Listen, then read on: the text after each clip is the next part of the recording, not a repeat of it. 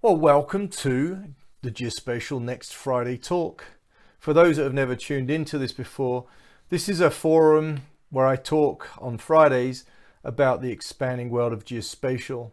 It's both a technology conversation and a business conversation, and how it's my belief that we're at an inflection point in the geospatial industry.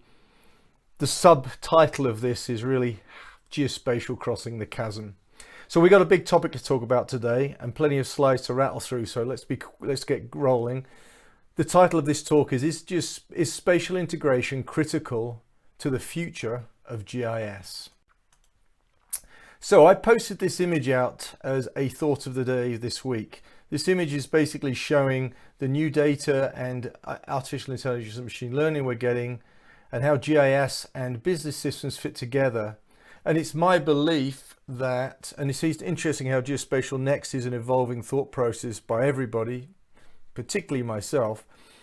My sense is that when we have a location-centered question, that's where historically the GIS industry has been focused and continues to be.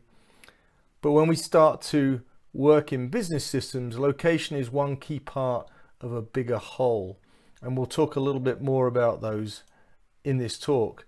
Spatial integration is how we move from a location-centric approach to an approach where we embed within business systems, and with location being a part of that. So that integration is a critical component of that.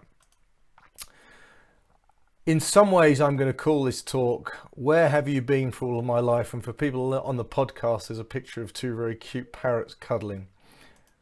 So, new data and analytics. I've mentioned before that from a technology perspective, we're talking about two-dimensional data, which is where the GIS industry has been mostly focused, to now we've got three-dimensional data thanks to LiDAR and other sources, and we've got real-time data or 4D data and near real-time data. We've got a big push in startups. The space economy is a huge part of that new data coming in from, particularly from Earth's orbit. And then artificial machine learning, which I've already mentioned, which can help us process all that data and actually help analyze that data as well. So that's really the thrust. So geospatial is really where location is the focus. So if we take it all I've just described there, all of that data and those analytics, we're really going to bring that into a geospatial platform, along with other data sources that folks have been using. And again, GIS is one of the primary geospatial platforms that are used today. So I would suggest there are really two important pieces to that geospatial platform. Again, for old existing data and for this new data that we're getting. First of all, it's a geospatial system of record. It's a system of record about where. We'll talk about that again in a minute. It's also location intelligence and analytics. That's where this sits, where we have a focus on location. It's where location intelligence and analytics really, that's their place. So if we talk about business systems, as I've mentioned, this is where location is a key part of the bigger whole. And I cite three examples of business systems: SAP, Salesforce, IBM Maximo. Those are three that I work with in my world at 𝐒𝐫𝐢𝐻𝐚, but there are many others. So I only cite those as examples that I'm familiar with.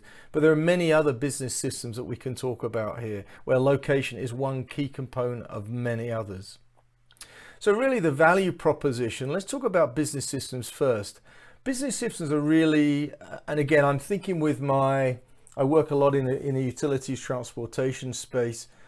It's really where we're talking about asset and customer systems of record. So that's really the core of where that system of record is, the data about those assets and customers. It's also where we've got critical workflows and analytics as well, which are business workflows. On the geospatial systems side, we're really talking there about that word where. We hear Esri now talk about the science of where, but where is really at the core of geospatial systems, and that's where we have that system of record about where or location, and also workflows and analytics which are focused on that. So we have two separate systems of records, two separate workflows and analytical engines which live in different systems. So what we're talking about with spatial integration is bringing those together. So we take the value that the business systems have got, and we take the value that the geospatial systems have got, and we bring them together. And I've got on the chart that we're really talking there in many ways about an enterprise data flow. So we've got a data flow between these systems. We're combining these data sets together, integrating them. And we're also leveraging workflows and analytical engines which sit within each. So it's one place to access all. So moving from department focus to the enterprise, I've spoken in the past and posted things about the fact that we really live in a world which is focused on departments. GIS in particular goes into the GIS department in large part, but we now need to start thinking about across the enterprise. So just let me talk about some examples of what I mean by enterprise and how integration can be critical in that place.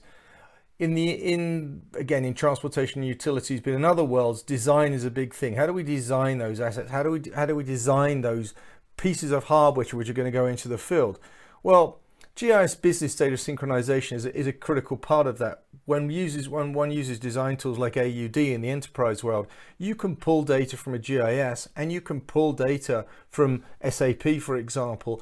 You've got a much richer data set to design against. So you've got the materials and billing on one side, and you've got the where and the other pieces which form the GIS world, relationships, context, connectivity, etc. You brought that together in one place. So design has a great benefit by bringing these together. Let's talk about construction. Again, I'll use examples I know. In the utilities industry, paper and pen is still important, but construction can take those designs, use paper to implement those designs, and then scribble on the pieces of paper what's different about the design and what's actually in place. Digital transformation, where we bring in all this stuff together, allows those guys to take tablets into the field, see the data they need from both systems, and actually provide feedback from the construction process. Operations, I'll be brief here. Real and near real-time data flows is a great example. We've got an event, something's happened, it happened here, we push it back into our system, our EAM system, for example, and we action folks to get out in the field quickly to do that. One example of very many ways where we can actually bring these things together. And I'll talk about give you an operations example in a moment. Customer information, data enrichment. We know about our customers in our SAP system. We know where they are and other demographic information about them in our GIS system. Bring it together. We have data enrichment.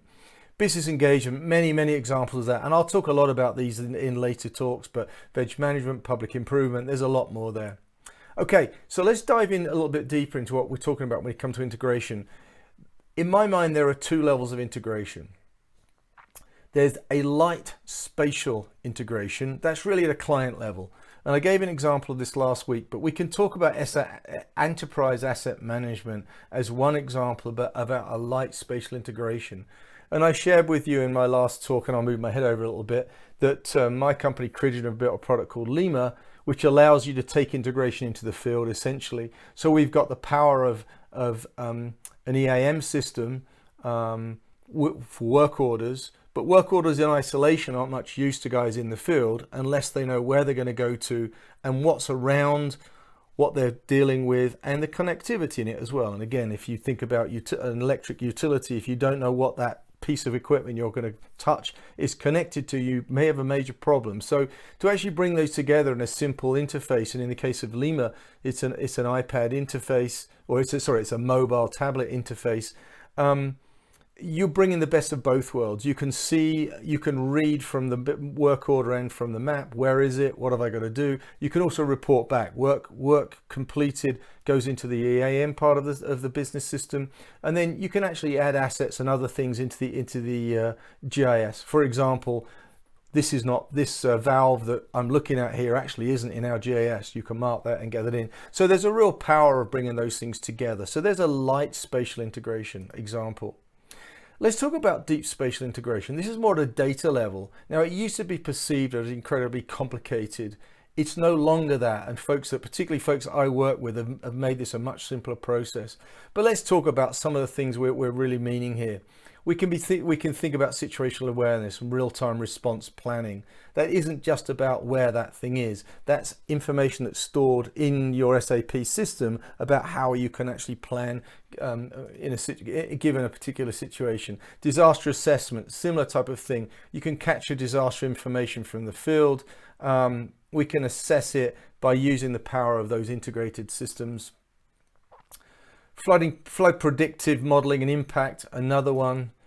Enterprise data sync and currency. We find that organizations are very stovepipe. These guys have this data, these guys have the same data but slightly different. This allows you to sync data. So stuff that's in the field, we can actually sync into a GIS and then bring that into your business system as well. So everything's synced up across those worlds.